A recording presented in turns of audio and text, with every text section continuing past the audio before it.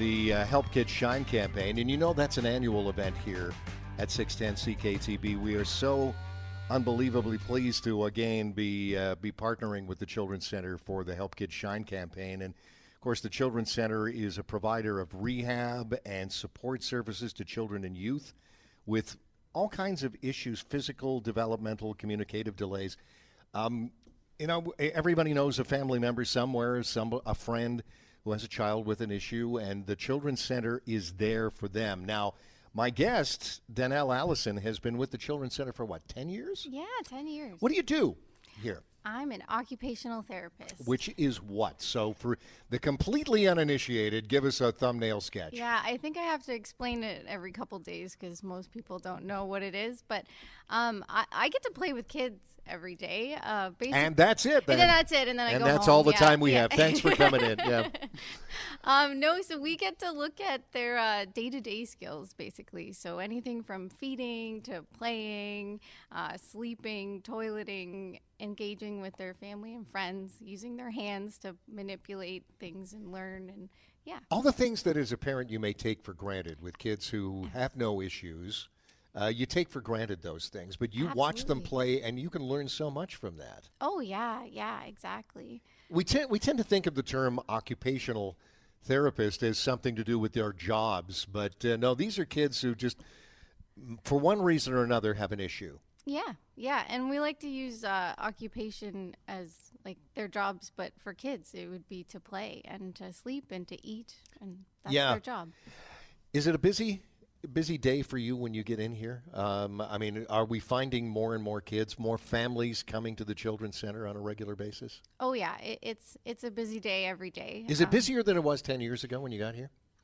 Yeah, I'm gonna say yes. Yeah, and it feels like there's a line at the door for sure. There's always somebody that wants to come in. So how do you handle that, Danell, emotionally? Because I watch kids who shock me because my nephew was here. I had two grandsons who were here, one of which was told he would never speak, and he got speech therapy here. Mm-hmm. And I remember him beginning to talk for the first time and breaking down, thinking, wow, what you've done here is amazing. Yeah. As an occupational therapist, is it emotional? It can be. You just want to be able to do as much as you can for everybody, right? Yeah. But we really try to focus on the families that we have and just helping the kids reach their best potential. And so most of the time, it's a happy thing. So tell me a little bit about the Children's Center's place in our community, because we are, we're in an area, just far enough away from Hamilton and Toronto that it's a pain, and they're absolutely jammed with people. And we have a place right here in Niagara where families can come. And I don't think a lot of families know that, do they yet? If you've never had a kid who has needed services, there are a lot of people that don't know about the Children's Center. So, but we service a big region. Niagara is huge. And, so it's been great getting to know so many different families. What are the ages of the children that you deal with on a regular basis? For me, it's mostly 0 to 5. I do have some sprinklings of youth that come in and see me, but it's mainly infant to about 5 years old.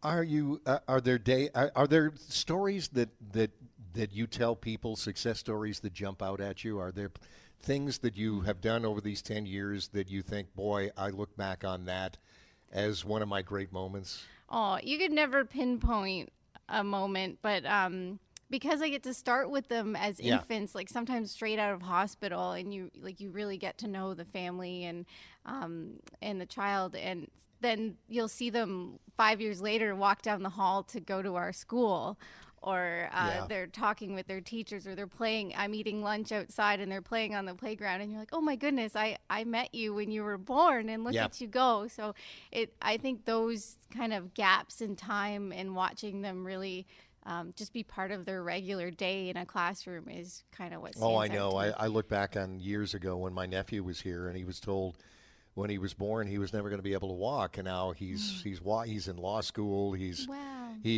walks with a walker from time to time, but he still gets around, and it's an amazing story.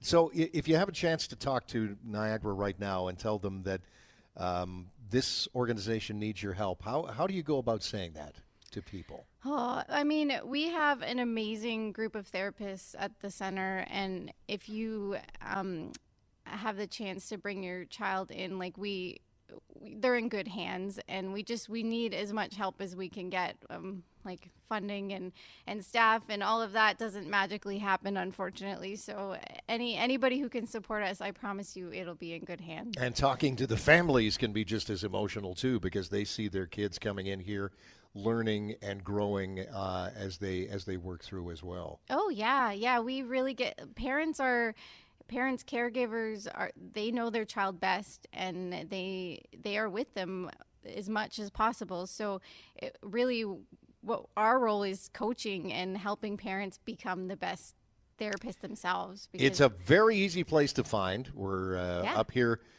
just up the road from Brock, and if you want to help, just go to the website at helpkidshine.ca. Yep.